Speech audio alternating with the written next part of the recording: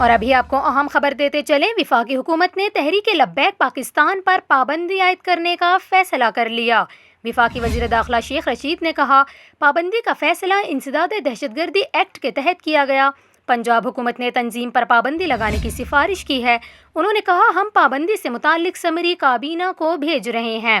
شیخ رشید نے کہا، سیاسی حالات کی وجہ سے نہیں، تحریک لبیک کے کردار کی وجہ سے پابندی لگائی جا رہی ہے۔ انہوں نے کہا، میں نے کبھی بھی اس جماعت کی حمایت نہیں کی اور نہ ہی کبھی خادم حسین رضوی سے ملا۔